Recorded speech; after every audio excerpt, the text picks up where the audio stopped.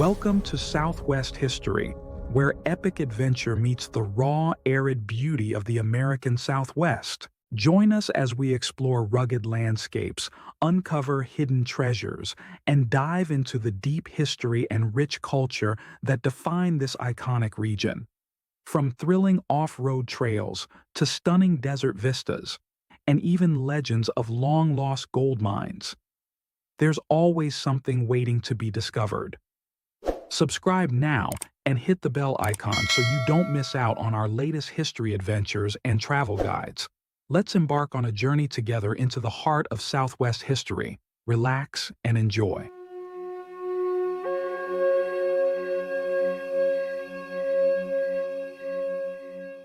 Picture this. The year was 1848. A winter sun crept slowly over the Sierra Nevada, spilling pale light across the American River. This was a land of quiet mornings, where the frost clung to the banks like a silver shawl, and the only sound was the steady rush of water through a wooden mill channel. It was here that James Marshall, foreman at a sawmill far from the eyes of the world, bent to inspect the mill's tail race. What he found in that icy current would ignite a fever that would send tens of thousands scrambling toward a golden dream and leave behind a legacy of both wonder and ruin. That cold January morning, Marshall's eyes caught a sudden flicker in the water. He stooped, the boards creaking beneath his boots, and reached into the frigid stream. His fingers closed around something small and heavy, its surface warm in color despite the winter chill. Lifting it into the sun, he stared at a nugget no bigger than a pea, yet bright enough to make a man's heart race.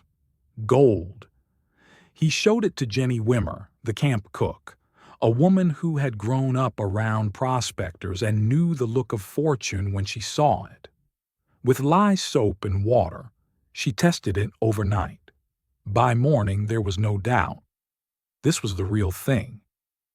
Marshall handed it over to her as a keepsake, never guessing it would one day be displayed at the Columbian Exposition. The quiet river still ran that day, but unseen and unstoppable word began to move, like a whisper on the wind that was bound to turn into a roar. The mill's owner, John Sutter, was a man of vision. Born in Switzerland, he had carved out an empire here in the Sacramento Valley. He called it Nuevo Helvetia, New Switzerland, and dreamed of a self-sufficient farming settlement. His fort had already become a haven for weary travelers, including the Donner Party survivors. Gold, however, was not in his plans. He saw it as a threat, certain it would bring lawlessness and tear apart the life he was building. He swore Marshall to secrecy, but the earth has a way of telling its own stories. Rumors leaked. By summer, miners from Oregon began drifting in, their eyes sharp with hope. From Hawaii came strong-armed men used to the sea. From Mexico and Chile came hardened diggers. The gold country was waking up, and with each new arrival, the peaceful farmland creaked under the weight of something big, something unstoppable. Sutter's fears proved true faster than he could have imagined. His own workers abandoned their posts, chasing the promise of easy riches. Squatters invaded his fields, shot his cattle, stole his crops. Everyone left, he said bitterly, from the clerk to the cook. But while most men grabbed a shovel, one man grabbed an opportunity of a different sort. Samuel Brannan, a sharp-minded Mormon merchant, bought up every pick, pan, and sack he could find. He filled his store at Sutter's Fort, then strode into San Francisco, waving a bottle of gold dust, shouting, "Gold! Gold! Gold in the American River!" The city emptied overnight, its streets falling silent as men vanished toward the foothills. Brannan became California's first millionaire, not from striking gold, but from selling the tools to chase it. The fever was spreading now beyond the valleys, across oceans, into the very heart of the world. By the summer of 1849, the flood had come. They called them the 49ers, 80,000 souls from every corner of the earth, pouring into California by wagon, ship, and jungle trail. The Sierra foothills thundered with the sound of hammers and picks, the nights lit by campfires and the low murmur of fortune's dream. Here were men from Britain and China, from Australia and Peru, each bent over a pan, chasing the same golden glimmer. It was back-breaking work, from dawn's first light to the stars' cold gleam.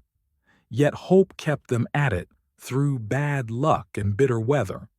A rich strike could follow a string of empty pans, and every story of another man's fortune kept the dream alive. Rivalries flared, tempers burned, and the price of supplies climbed so high a miner needed an ounce of gold each day just to break even. Still, they dug, driven by the stubborn hope that tomorrow's pan might change everything. But the easy gold could not last. By the early 1850s, the richest ground was picked clean, and men turned to harsher methods, blasting hillsides apart with water, scarring the earth, and poisoning rivers with mercury and arsenic.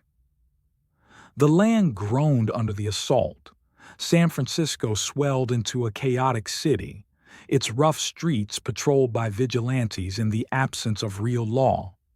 In 1850, California joined the Union, decades ahead of schedule, lifted by the gold rush's wild tide. But for most miners, the dream ended in empty hands and worn-out boots. Some slunk back home, their health and savings spent. Others stayed, turning to farming, ranching, and trade, helping to build the West's next chapter from the bones of the last. The gold rush had made legends, but it had also left ghosts of men, of towns, and of a land forever changed. By 1858, the California gold rush had burned itself out, replaced by whispers of new strikes in New Mexico and beyond. What remained was a transformed land, its hills stripped, its rivers muddied, but its destiny forever altered. California's great wealth would come not from its mines, but from its fertile soil in the hands of those who stayed.